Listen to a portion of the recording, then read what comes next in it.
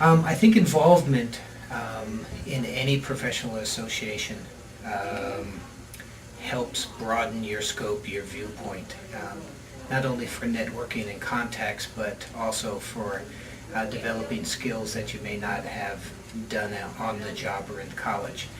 I joined PRSA in 1991 because I wanted to broaden my experiences, not focus on one aspect of public relations, which was healthcare PR. With PRSA, I was dealing with people who were doing public relations for a variety of sectors: nonprofit, sports, travel, corporate, agency. It was a broader base of experiences and people to meet. In my opinion, the scholar tests the theories and tests the abstract of the profession or the study of public relations. And we need that theory. Those are like the blueprints that professionals follow. So you need the theory, but in the practice you need the nimbleness of a professional who will say, oh, this isn't quite working as it should, or on paper, what do we do? What's plan B? Well, there would never be any of the theories that that scholars love and students hate. Some scholar had to sit back and say, how can I put this on paper? How can I create a model that would make sense of this? We follow that as our guidings as we try to do actual plans and put them in action, but then we need to be nimble enough to say, okay, this isn't working, or this is working, what do we do? But all of the communications theories, that all the communications research that's been done is all due to scholars who have the time to do it and who are rewarded to study and explore different theories. No PR professional would ever be able to get reimbursed by a client or get paid by his or her company to test the theory of public relations. Right. They want practical bottom line results.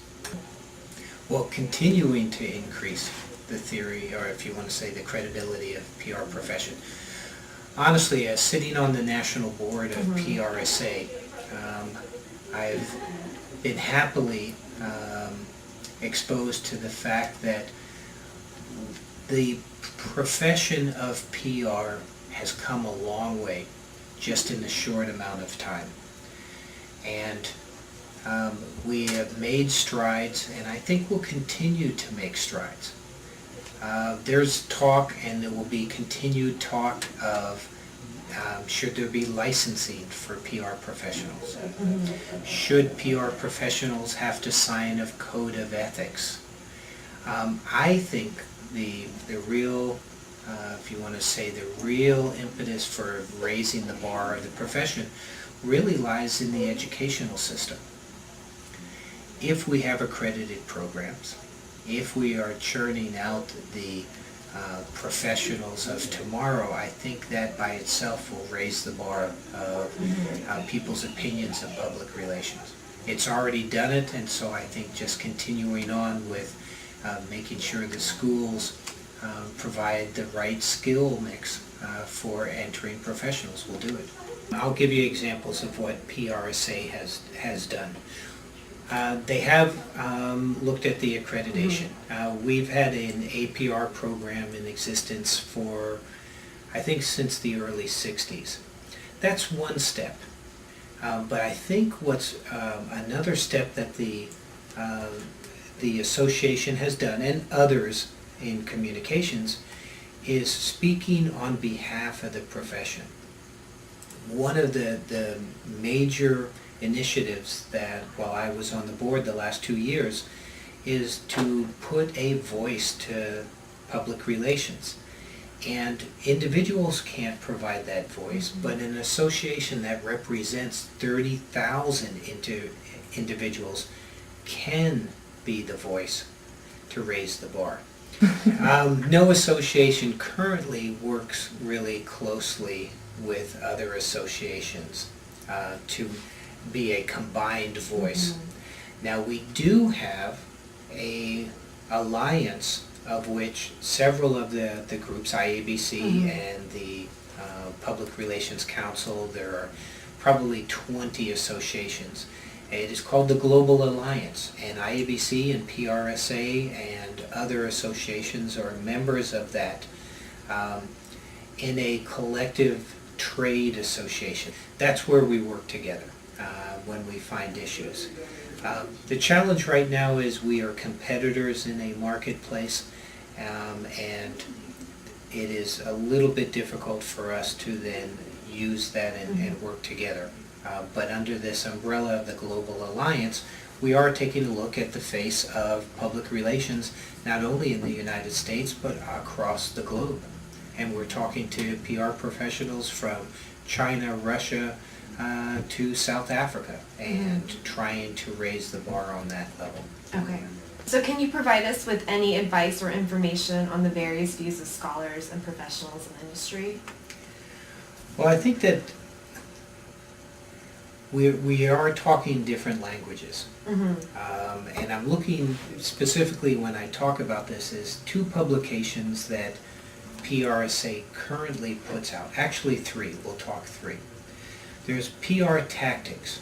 That is a widely used publication by PR professionals. It provides tactical information that people can use on the job daily. PR professionals turn to that monthly to pick up tips and tools. We also have PRSA publishes Strategist.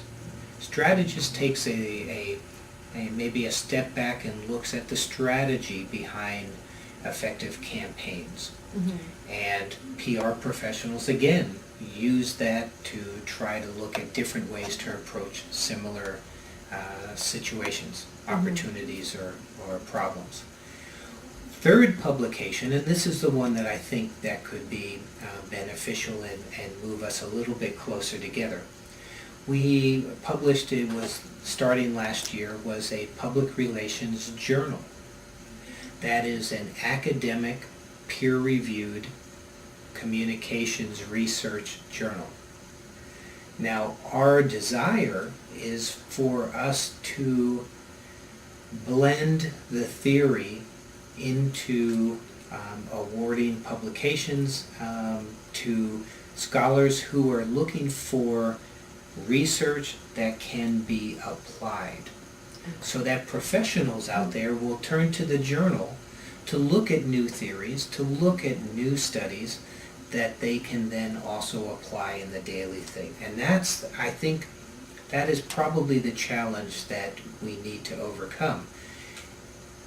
A lot of professionals don't see the immediate application of academic research.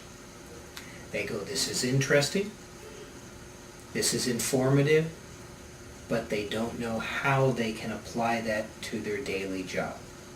And that's where I think we need to make that change is, here's something that's really useful, and my gosh, I can use it tomorrow at work. I think that would bring us a little bit closer together. Okay.